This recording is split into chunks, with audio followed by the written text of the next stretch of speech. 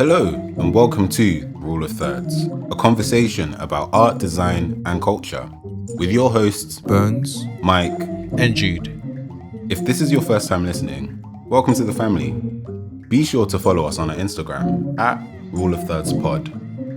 Don't be shy to say hi. Alright, now to the episode.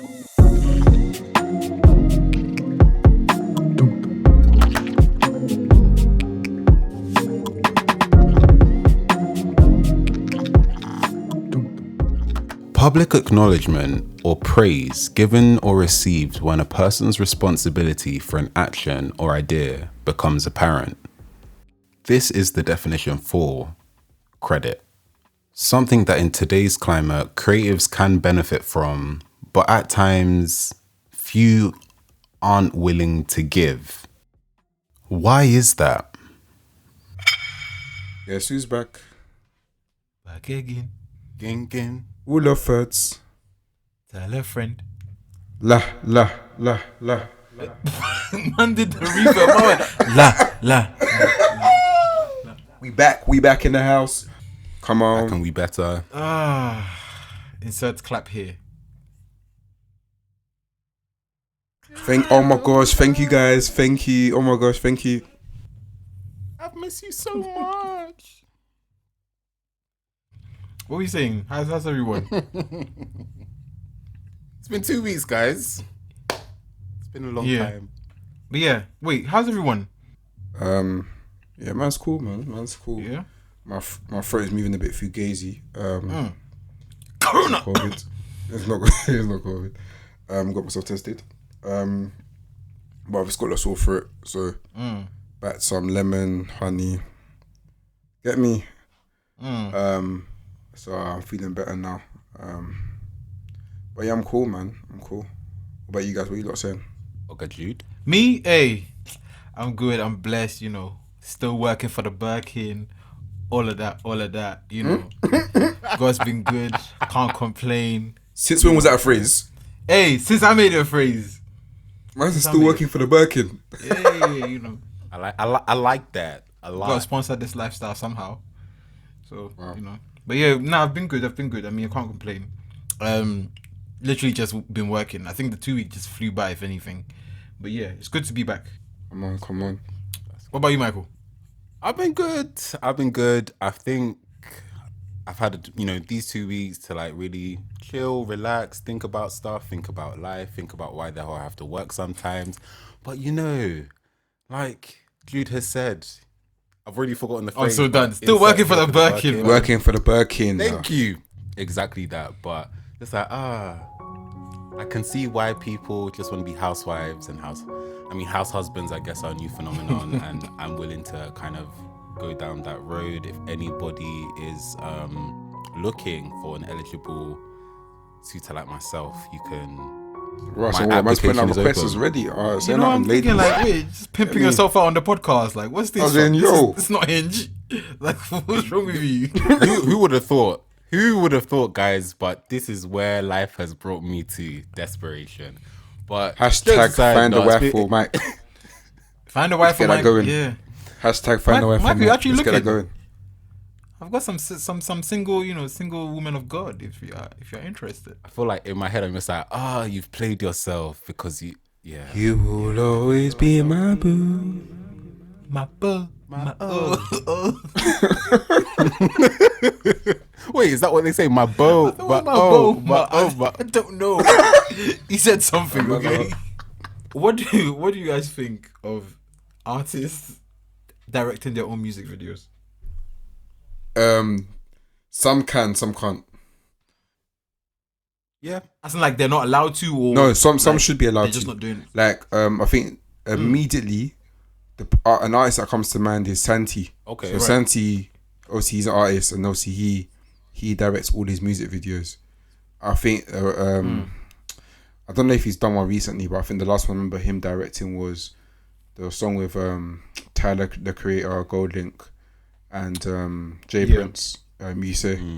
That was sick. But like even from that, like in his other song Rapid Fire and all his other songs, to be fair, like he directs them, and I feel like it's better because actually he knows why he's written it, and he's able to sort of bring an accurate picture to the vision.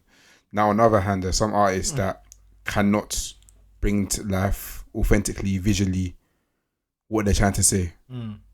And those people should humble themselves and give it to the real people to do it. Oh my god. So that's my opinion on that. What about you, man? That makes sense, actually. I hear that. I feel like I'm on the same vibe. I feel like it's some people, yeah. Other people, no. Because I guess even when you think of like other aspects of an artist's project or a song, they may have an idea that in their head it sounds good because it's theirs and it's for their project. But then when you actually carry it out, it's a bit like, whoa, this is a bit not really working well. Meaty, yeah. Yeah, but I was gonna use the example of where it can end up being quite cool. Billie Eilish. So I watched her film on Apple TV that's called Billie Eilish, The World's a Little Blurry, and I didn't know, but through in the film there's a scene where she's kind of doing like a reenactment of what she wants one of her music videos to look like, and it's for When the Party's Over. And for anyone that's seen that music video, I remember seeing that thinking, what's going on here? Why is she crying? And it's black. Or was it meaty? And No, it was really good. Oh, but it was amazing. It was amazing. I had to like get over the basically there was a time that Illuminati conspiracies were a thing for myself, but you know, we thank God for change, we thank God for life and light, because those moments were mad dark and scary. A man will now pause the video and they'll draw the triangle anywhere. Fam. Illuminati confirmed. So as I watched that video, I had to like kind of remove that, like, no, that's not the case. That's not the case. If I look at it just for the art, like, it's a very creative video. And she was with her mum, and she was like, yeah, mum, stand there. Yeah. And on this table, there's gonna be like a glass on the table, and then I'm gonna drink it. Maybe it'll be black, and then I'm gonna start crying these black tears. And essentially, she directed the video and then sent that to her label, and they actually brought someone on board to like kind of help make it happen. People that brought like the prosthetics for the tears, and I was like, wow, she's a little creative genius, this one, because I had no idea that this came from her, and I think she was like 17. But not everybody may have that, you know, creative lens, and that's okay. That's why you got teams. What are your thoughts, Jude, since you asked the question? There is okay, I think the reason why I asked the question was because recently there's been this whole conversation about how some of the artists take credit for work that's done without having actually contributed in the work that's done. So I think recently there's Victoria Monet was having a little kind of not back and forth with people, because obviously we know that she writes for Ariana Grande and some other people as well. Okay. But it's just basically about like people who actually do the work, right, getting the actual appropriate credit. Yeah. So the reason why I say that is because like even for the Billie Eilish thing, that's like an amazing like example. And like, don't get me wrong, I totally understand that she contributed a massive part in the direction of the video. But sometimes what happens is that they have the idea. Everybody has ideas. Sometimes I want to make a video where I can fly, but I don't know how to direct a video where I can fly. Yeah. Do you get what I'm saying? And I guess that's kind of like the job of the director. So sometimes I just kind of like, maybe I shouldn't really care, but I always get concerned that some artists or people who are in these kind of spaces want to attach their name to things because it looks good, obviously. And is their song most likely, so that's fine. I totally get it, but it's like saying directed by me and the director. Right. Just seems like a bit fugazi still. I feel like you know what I'm saying. It's like the accurate. Maybe you could just be like, you should put directed by maybe co-directed. Like, so there's a difference. Yeah, I guess so. You know what I mean, because I think it's so important to even put the right credits.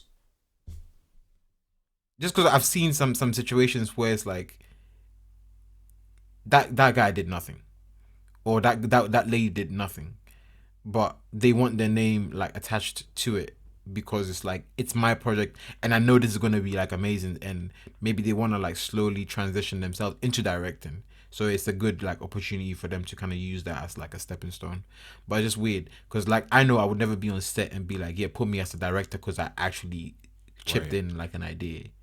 Do you get what I'm saying? Because if that's the case, then like I've been co-directing like many many situations, but that's not the case. You know what I'm saying? Even if you go as like if I say, yo,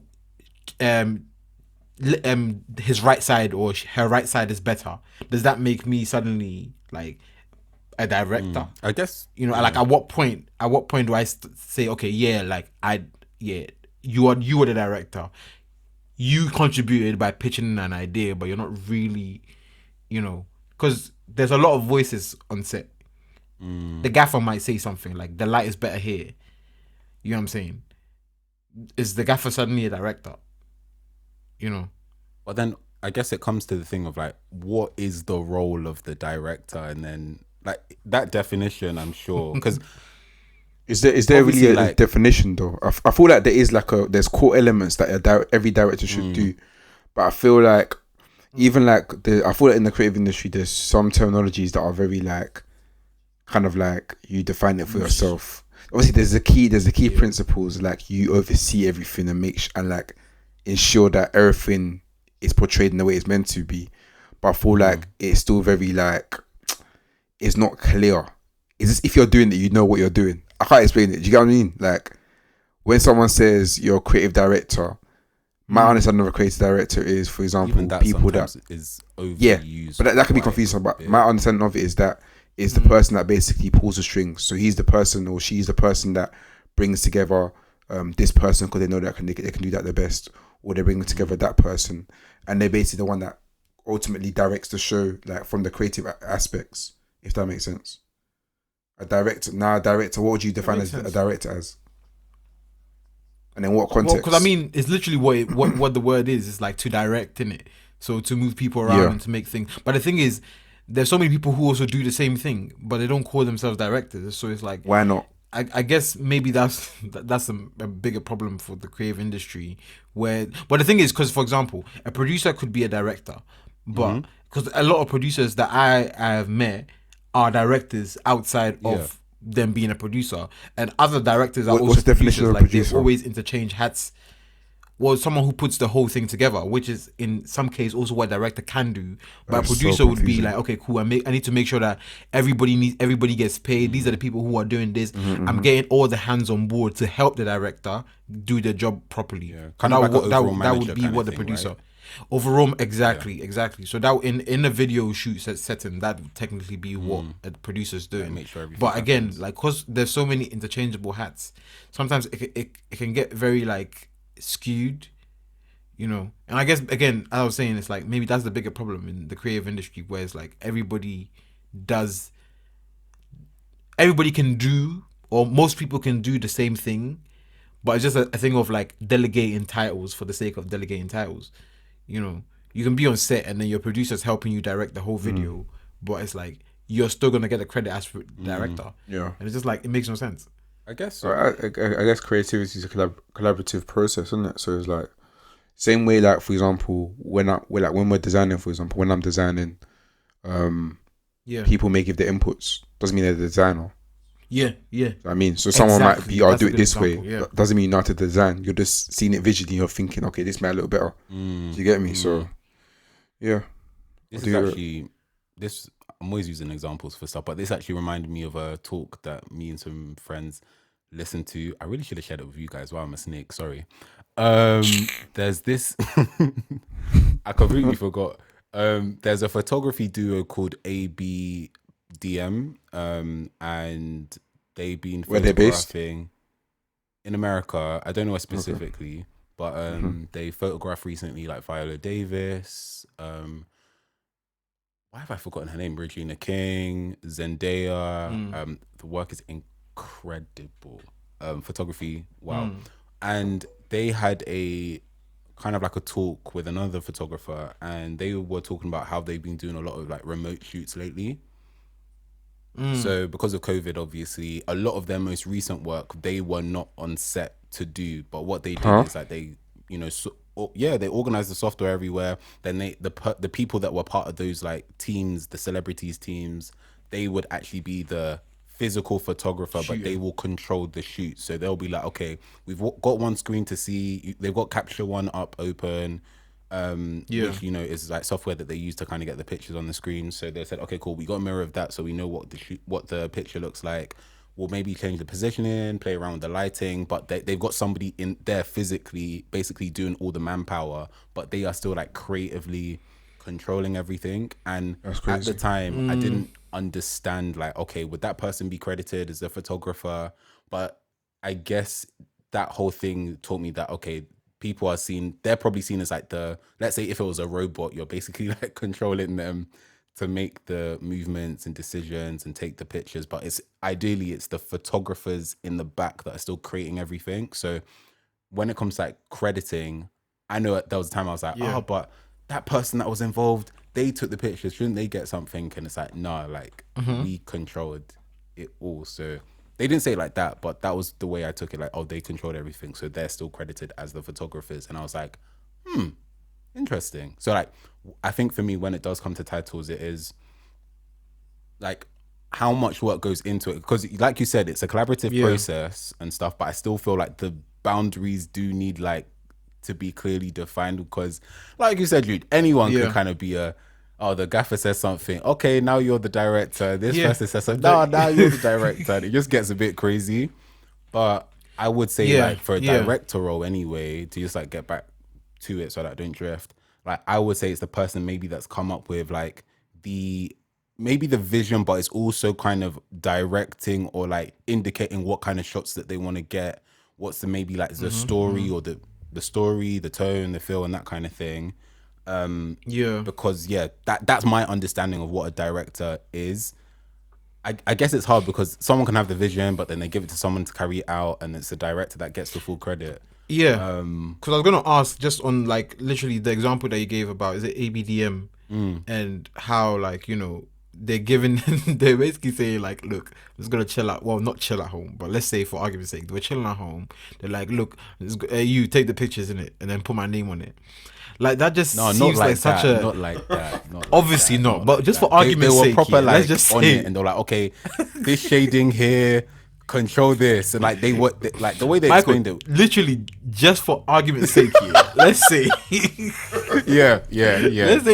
let's say they're chilling, they're just chilling at home, in their pajamas, eating Cocoa Pops, and they're literally just on the screen like, to the left, yeah, take that one, yeah, that's nice, and they're probably watching Netflix in the background, and all of this, and at the end of the day, a person who's jumping around, sweating, doing all these angles, they're like, yeah, we can't put your name on there as photographer. Like, I personally wouldn't feel comfortable you have to calling that my put own my name work. on it. I have to let them put their name on it. You know what I'm saying? I feel like that's disrespectful. I wouldn't feel comfortable. But the thing is, even like let's say comfortable, photography assistants or like they don't. Apparently, sometimes they don't even get credited on projects because but I see a lot of people do get. But that's photogrophers' work, and even that is wrong. That's wrong. That's even wrong. That's still wrong. Like, people not getting credit. I just personally feel like everybody should get credited. Especially like the thing is like, but I also understand that in most cases, if you don't ask, you don't get. So I totally understand that. If your name is not on there and you say, nah, they did put my name on there and go and complain, I totally understand that you probably should say something. Out of goodwill, you should though. That's the thing. Out of goodwill, but then realistic in some situations, like, again, I think it comes down to like how much you put into the project. If let's say we're not photographers and somebody's literally controlling our every command, it's nice obviously to be like cited as, oh, this person took the picture. But let's say if they didn't have that instruction from the photographers, could they actually do the same job? Probably. You think? Yeah, so? they probably could. You think so? Think about it this way: how many cinematographers work for different directors, for example? No, but these are like, what I'm saying is like, wait, so you're saying is someone let's say a novice, like somebody who does not know how to use a camera. Well, still credit them as a camera operator at least. Yeah. But I'm saying like, would they be do you reckon they'd be able to do that same thing without the instruction on another job, on a new set with a different brief. That's why Nah, for me, I'm just like probably not. Yeah. Don't get me wrong, the crediting thing, I'm just like, it's Yeah. nice to because I was like, I'm sure it'd be nice to be like, oh, I actually helped out with that, and I'm sure they learned something from it.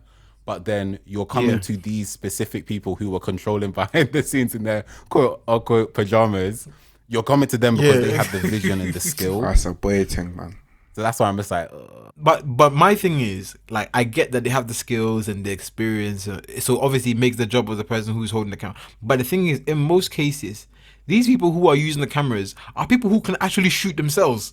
People who are like Burns was saying, most of these cinematographers who are there are directors themselves.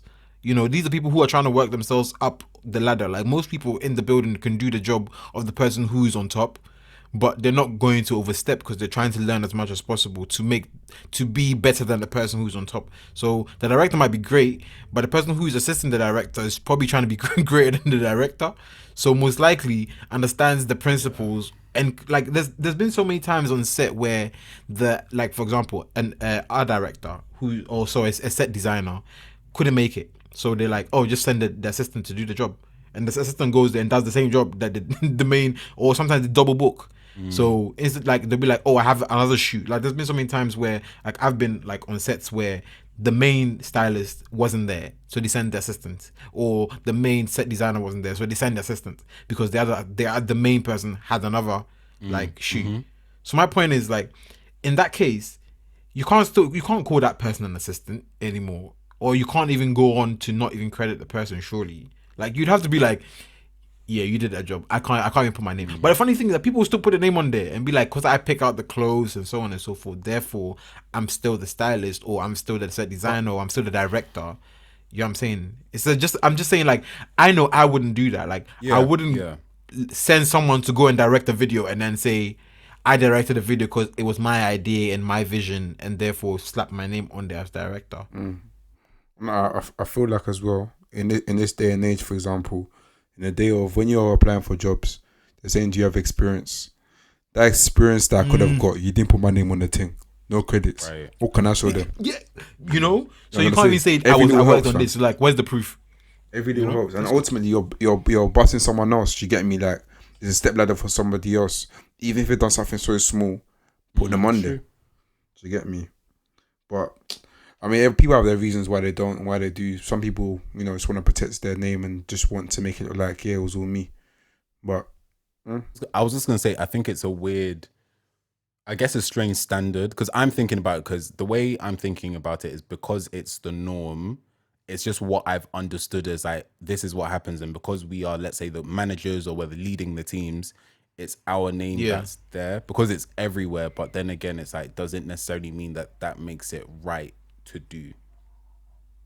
Yeah, That's just what I'm thinking about. But you're gonna ask a question. No, I was gonna say, like, the whole, like, going back to the example of the Victoria Monet thing, where the artists were basically saying, like, you need to, like, you can't slap your name on something when you didn't contribute to it. So I guess it's kind of like that whole thing of, like, making it clear exactly how people contribute to things. But again, I think the question I was going to ask to that was, like, I don't know if narcissism might be like a bit of a heavy word because it has so many negative connotations, but do you feel like there's what was the word? Mad. Narcissism. Whoa. Oh my god. But that I was gonna say, do you feel like, should we say ego? Ego, yeah, let's say ego. Okay, Yeah, ego, okay, yeah. let's go with ego. I Narcissism. think, okay, that's a bit lighter. But do you feel like there's a lot of ego? Actually, no, ego doesn't hit as hard as, because I feel like there's ego.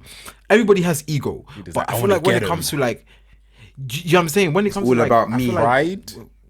yeah, pride is even a bit light. No, I think still. pride fits in well because it's like you don't want to admit that someone helped you.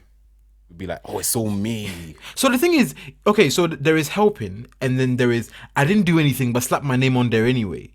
That's called robbery. That's my point. And it's like, because the thing is, okay, like, for example, yeah, I go out, I make a song, Michael comes in, he directs the video. I had no input in that. I only said, yeah, I like the video idea. Yeah. But because I'm the big artist, slap my name on there. You know what I'm saying? Like, slap my name on, and in my head I'm just kind of like Do you think it's a there money? must Do you be think it's a some money level thing? of, because this is I don't know if this is a random example, but sometimes, for example, like on like certain artists like albums and stuff, you'll hear like someone really sing a nice hook in a song. You cannot find them anywhere on the song name. Like, is that because of like the P's, the royalties? Like, what is it because of? But then on the credits, you'll probably see them there. No, but you don't, bro. That's sometimes you don't see them. Serious? No, bro, legit. I was listening to a song the other day. I was like, who sang this? Couldn't find it. Really? Yeah. Mad.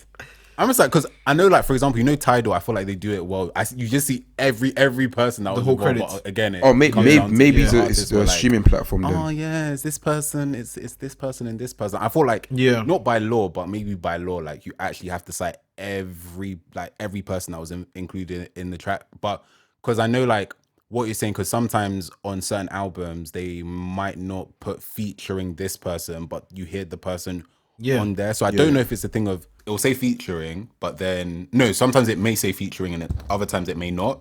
Someone who does this really well, Drake will slap the unknown artist name on there regardless of who he is. Always blow up, you know. Do you get what I'm saying? Like and I feel like maybe that's why a lot of them don't do that. Yeah. It's because they know that their popularity is going to lend into someone else's career. That's so bad, man. That's like so bad, man. But then like, but money though, but like, because I thought in terms of like the people involved, like the royalties, or do backing singers not get royalties because they get paid like a certain amount? It depends on what kind of, like, some people do take just like you pay them and they're gone, and there's some people who will prefer to get points. But then again, it depends on how much you contribute. If it's just you doing ooh and ah, most likely you just get like a little, either maybe you might get a percentage or you might just get paid and then that's it. What would you lot do? But would you lot take royalties or flat payment? Definitely taking royalties. Royalties. Oh, but again, life? It depends. No, it depends on the artist though. I can't lie. If I know the artist is not going to blow, I'm not taking royalties. No, it's true though. It's but technically speaking, you should take both. Oh man. Technically speaking, like I thought you could do like if it's like a smaller payment, but like the ideal situation is to take both, like take some percentage and then take the money pay for your EE phone bill for them every month. You know what I'm saying? Inside. Like just cover that. But I'm saying like the Drake thing, like Drake will literally put an artist on there. Like a lot of people didn't know Georgia Smith before the Drake thing. A lot of people, even as harsh as it sounds, a lot of people didn't know Wizkid before the Drake thing. No, people knew Wizkid from that. But on an international level, on a as much as I don't want to say like on an international on international level, people didn't know him. People did not know of Wizkid at all, and he was big, but people still didn't know him. What's the name? Giveon, yeah. People didn't know about Giveon. There's literally Kendrick Lamar. Yeah, I was gonna say a lot of people didn't know with Kendrick Lamar. his Buried Alive interlude. Yeah. Right? Yeah. You know what I'm saying? So it's like, if you think about it, I feel like I get why artists want to always attach their names to things to get at least that credit, because they know when the person blows, they're not going to get that money. There's actually a long list, like The Weeknd. The Weeknd, Party Next Door. Quick question then, because DJ Khaled released an album. Was it last week? Oh my goodness! What, man? The mother's laughing. I might have no respect. No, go on, Burns. Oh my god! But what do you call it? Like, what does he do? Like, on a serious question, like, what does he do? What does who? No, I'm not like, I'll be dead serious. I don't. Let's not disrespect. Ask the question. Let's not use this as a platform for that. I know. I must, because I want to know, because it's like, is it just the DJ Khaled? Is that what? Isn't he a producer? Yeah. What is he a producer? You see, Burns, this is a perfect example for my question earlier. Oh, right. Yeah. He most like he has a team of producers who produce, and he says that's it, that's a hit. We're gonna send it to this and that and that and that. Also, he actually has a team of producers. Yeah. He has a team. I feel like maybe would you say before he was doing it himself, because another one. No, like I'm trying to think of songs like or like the Victory album, for example, with I think all I do is when it's on that album, maybe. Right. Like I feel like maybe there was a time that he was doing like DJing and like producing, and now it's just like just have it go. Let's pick the best one. Which is fair, but like that shouldn't be the case. You can't like what he does right now, because obviously he has a lot of jobs. He's not only just a producer. He obviously does like he's an executive producer. He's what do you call it? He's a manager, so he does a lot of things. So I get why maybe the man don't have time to go and sit down on the computer and doing boom boom chip boom chip. I get that. Like I get that he doesn't have time to do that. Yeah. But my thing is, you can't say you're the producer. Well, okay, to be fair, if we're going to be very, very honest, a producer is someone who just puts things together, right? So, yes, he does that. So I totally understand. To be fair, I can't even fault him on that. But the perception of what we think a producer is as a music producer is completely different to what we see. So most of the people, when they think about music producer, they might think, oh, someone who's actually sitting down on the computer, making it, putting the beats together, blah, blah, blah. Whereas, like, a music producer is someone who just literally can sit in a room and say, let's put the instruments, bring the horns in here, bring this and that, bring it this and that. So I guess, yeah, he's kind of doing, he's doing that. Like, I'm looking through the credits and I'm not gonna lie, like, people are involved. Yeah, like, there's a lot of hands. Mad. Even like how I tried to say like the Victory album, like how come my guy's even like credited after, like, so it's like people come first before him. Yeah, interesting. But another thing, it's a music producer, so it's different. It's different from like a beat maker who just makes beats. And what does Diddy do? Yeah, I was gonna say, would you say it's similar to like what Diddy was doing back in the day? But Diddy was Defo rapping back in the day as well, you know. Oh please, like, let's not do that. Defo ghostwriting. Ghostwriting galore. He had ghostwriters, but like that yeah. Like I was stealing lyrics and everything. Oh my god! Like, I like that. What's that? I like that. Let me just take a piece. Let me borrow it. Let me just make it a platinum hit quickly. Let me just make a number one and go. One of his boy bands were like he took one of their things.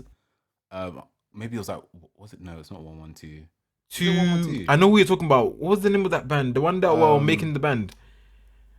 Day 26. Day 26. I swear they had a similar one thing. of them, they were like, oh yeah. Diddy defo like took bits. Hey, it's the game, innit? Unfortunately. Yes, sir. Yeah, it's the game. Nah, that industry is wild, you know. Thank you for supporting us by listening. Be sure to share your thoughts with us using the hashtag #RuleOfThirdsPod. Enjoy the rest of the conversation. But it applies everywhere though. Unfortunately, this is what I was saying. I think it was like maybe like episode 1 or 2 where I was like, designers need to get percentage credits. Yeah, no, facts. Say again. Fam, you imagine like we need royalties on albums. Designers need royalties. We need a royalty. Okay, but how does that start? Because let's put into context. When we're first starting out, for example, people that may be starting out, say for example that person hasn't got them. Because let's be honest, a lot of people don't go into business officially from the get go. So what is there to verify or guarantee that the designer is going to get the royalties? You know what I'm trying to say? Like, what steps does someone have to put in place to ensure that these royalties are actually being received? Because, fam, we're in a day, like, you're saying, like, did he stole something? What about if someone's like, yeah, I'll give you royalties. They don't give a dime. No, guys, it's a cold world. It happens, you know. It needs to be in paper. It needs to be right. No, Yeah, this isn't even music related. Again, in general, going off on a tangent, but like, I watched The Founder, which is like a film about how McDonald's was created. Yeah. Imagine. Pain. in my eyes. Pain. Because the guy that franchised it and made it what it is, his name's not even McDonald's. I'm he so basically done. he basically stole it. Yeah. He was doing business with these brothers. Wait, what's his name? And then he basically ended up like, I can't remember his name. That's the thing. His name's not even. No, guys, his name's not McDonald's, but he went into partnership with the brothers because he saw his vision for McDonald's was big. I'm not gonna lie. Without him, McDonald's will not be what it is today. But he was like, okay, these guys are too small-minded. I'm gonna blow it up. He blew it up, and then the brothers still got their royalties and stuff. And then basically he like did one on them where he basically formed a company that oversaw their initial idea, fast food, restaurant in that specific location. And basically, McDonald's is a real estate company. They own the land that the McDonald's are on, so that gives them more money. I'm really trying to go through the film quickly to get to my point. But yeah, basically, he got to a point where he was making certain changes on McDonald's, like as a brand, and he came up with the whole like shebang. and the vision and stuff.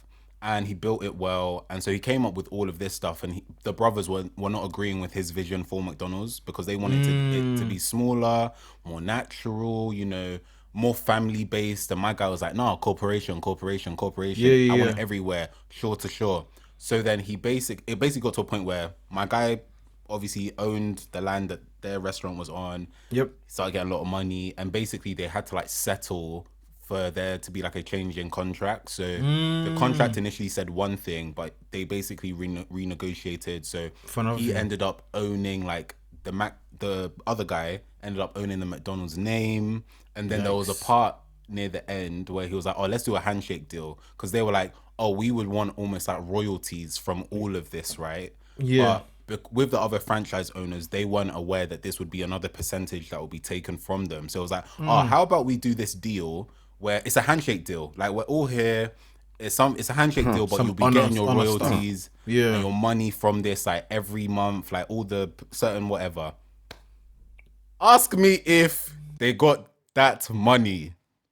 I say all that to say that it's cold out here in these streets, and you better have stuff in writing, and you better make it clear because pain, because they sold it off to him for like I think 2-point-something million, which gave the two brothers $1 million each.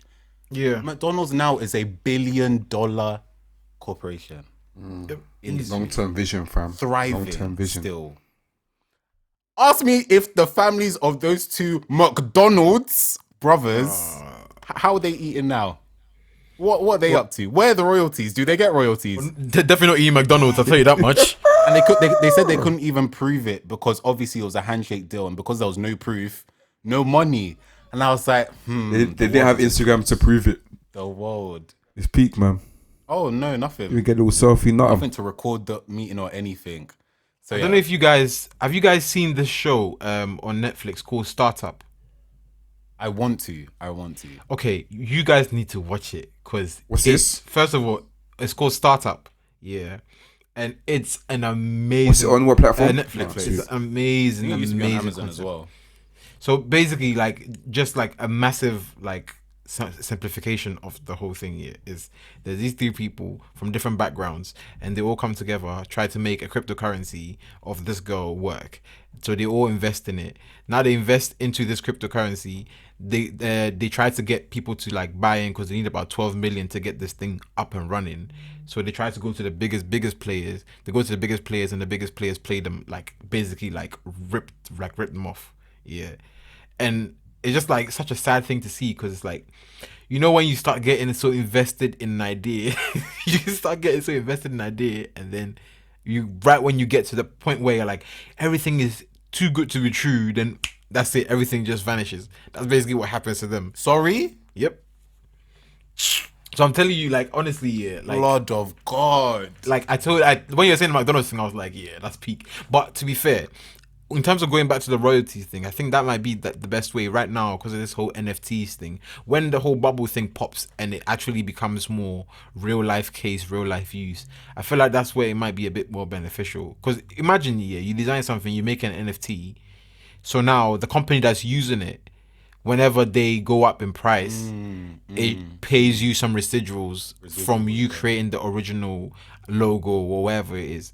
I don't know who's gonna figure it out. Someone will. You know, I feel like that might be the most ideal situation where it's like you just designed it, you put it on an NFT to show almost like your ownership of. I know music has it with PRS, so obviously that means when your music is being played wherever, they collect the money on your behalf.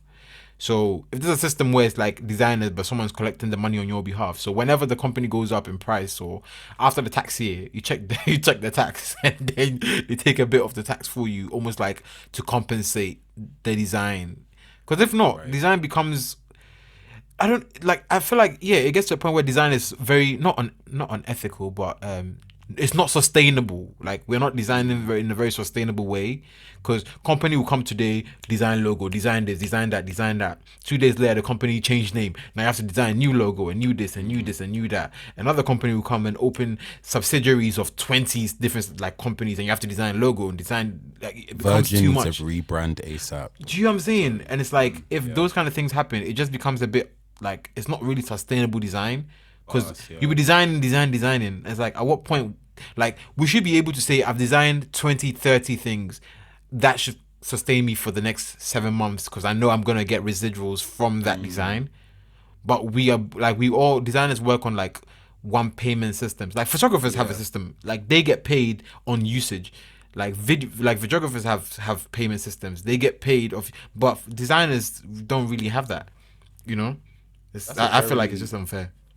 That's very true, because especially when you think about what the design is used for, like you use the example of a company rebranding, and I guess like people don't understand that's actually why it costs so much. Like when the agencies are charging the amount that they're charging, it's not just because it's like because people got annoyed about the government when they had their rebrand. It cost like a couple mil to do, and I think even Which at the time government? I was just there like, England. you like sorry, like Parliament. Wait, they had a rebrand. Yeah, so basically, I didn't see that. all that. It wasn't much. It wasn't like a drastic thing, but it was almost like digitizing a lot of their stuff and making it more adaptable. Okay. Making it more adaptable so that it could like fit to like digital uses and stuff. So like for websites, for smaller things, for phones. So that was kind of the main reason why they went through it. But then also they do this thing called auditing, and auditing, from my understanding, is where you have to like almost look at the design on every single aspect. Yeah. And from like website, brochure, presentations, and making sure that all of these little things where the logo is going to be, that you're accommodating the design for every single specific thing. Like people have lists that they go through and work through.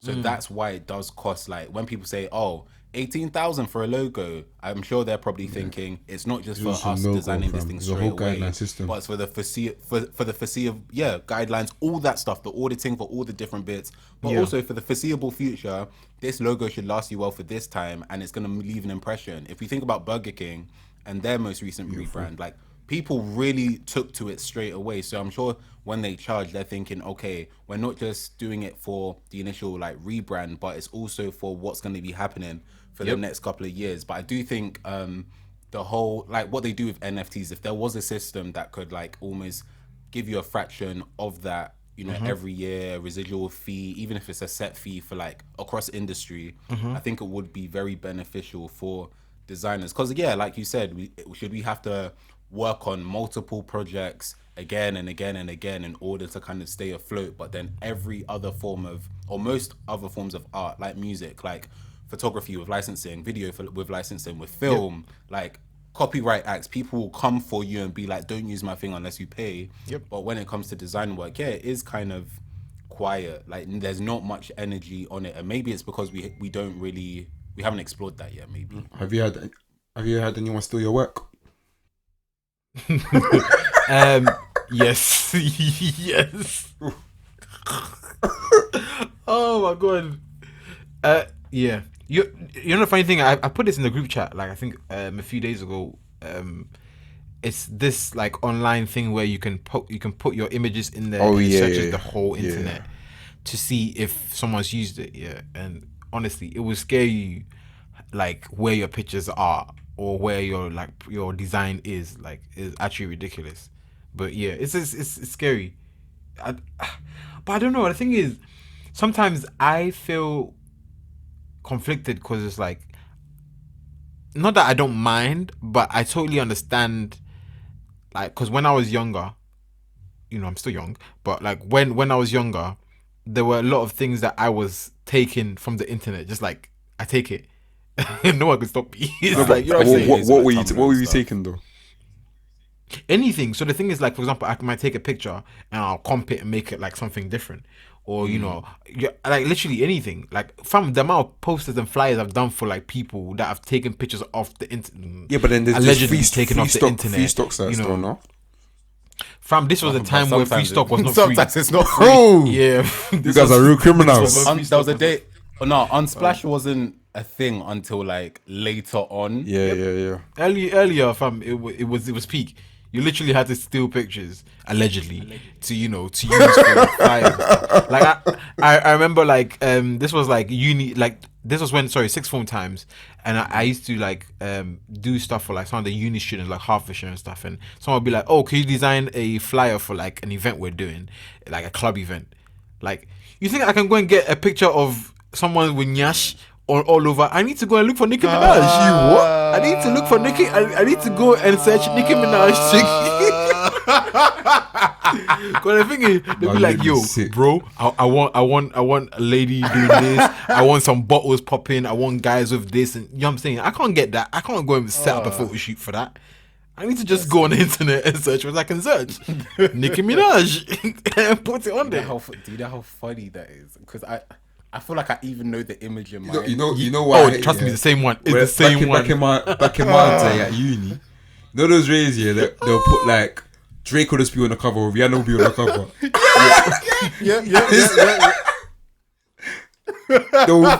One false advertising, you'll be thinking they're even coming to perform at the event. In your head, you're like, I know they're not coming, but I know they're not coming. It looks nice enough. Yeah, R&B nights. Yeah, R&B night. Yeah, yeah, I used to love those. But yeah, so that's literally it. It's like I feel like what do you call it? People. Sorry, I'm cutting you. Go on. Before Marvel posters, there were rave flyers. Hey. Yep. Like, think of the composition and stuff. That's it's mad. true, you know. Same position in hierarchy. See the big image in the middle. And then it starts to go descend. No.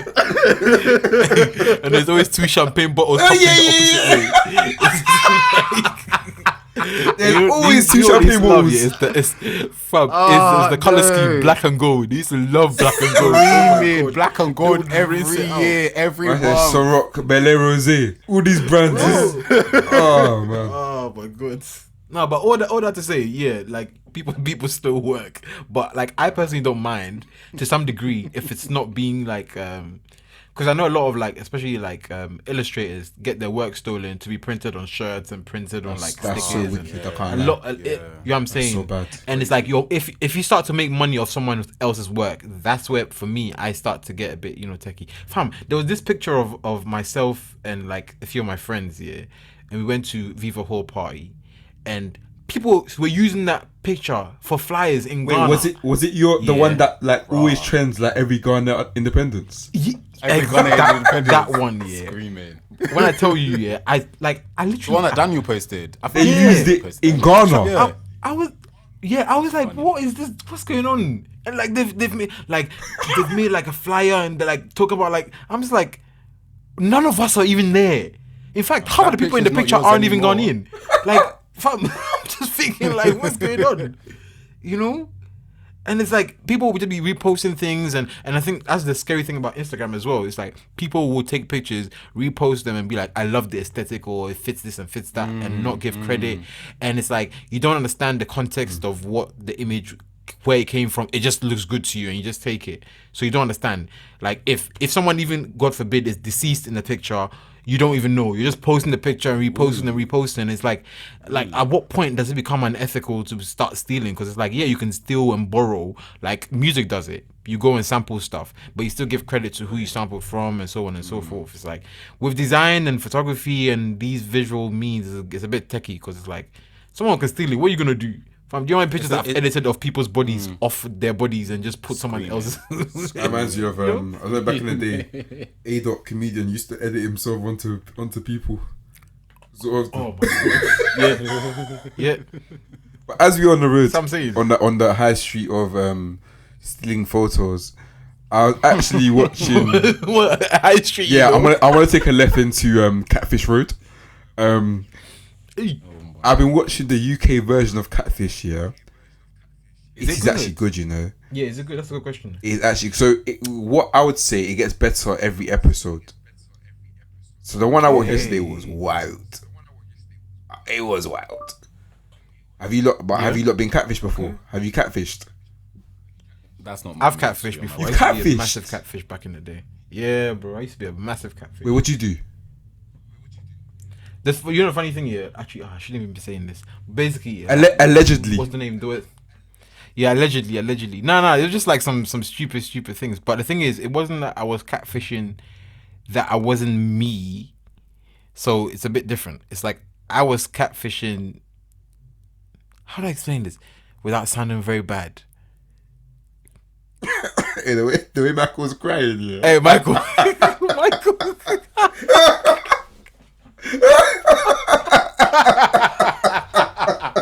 No, man, you're bad for that. You're actually bad.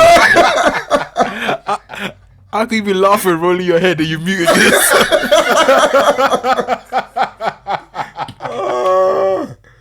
Oh my gosh. Oh no. Oh. All right, dude. Safe space. No. You know what? You allow it. I'm not even gonna say it anymore because if I do, yeah, you know, whenever look at me, they say this one takes it back. Just know that I've done it before.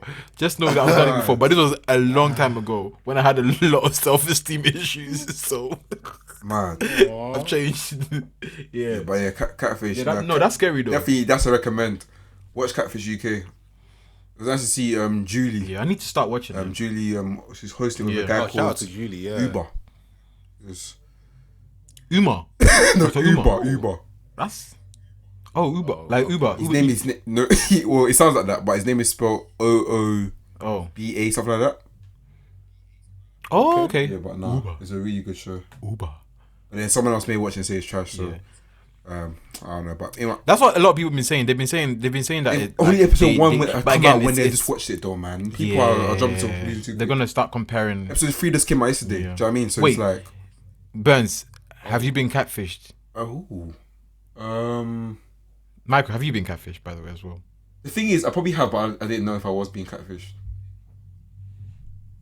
You know, back in the day, like year 9 days, where you're just chatting to babes on Facebook or something.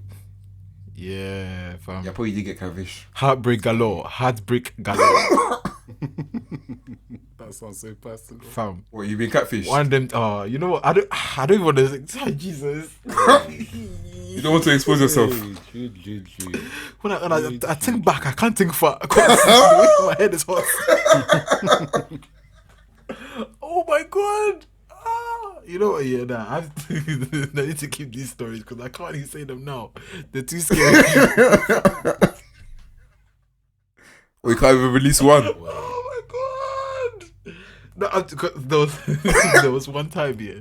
There was like, what year was I in? I think it was college times. And I must have for some weird reason, I was like, I'm bored. Let me download these apps. There was one called, is it Badu? I think it's called. Badu. Oh. What's that? Yes, yeah, if I was right, yeah, BADOO. I don't know. Michael don't know what I'm talking about. Wait.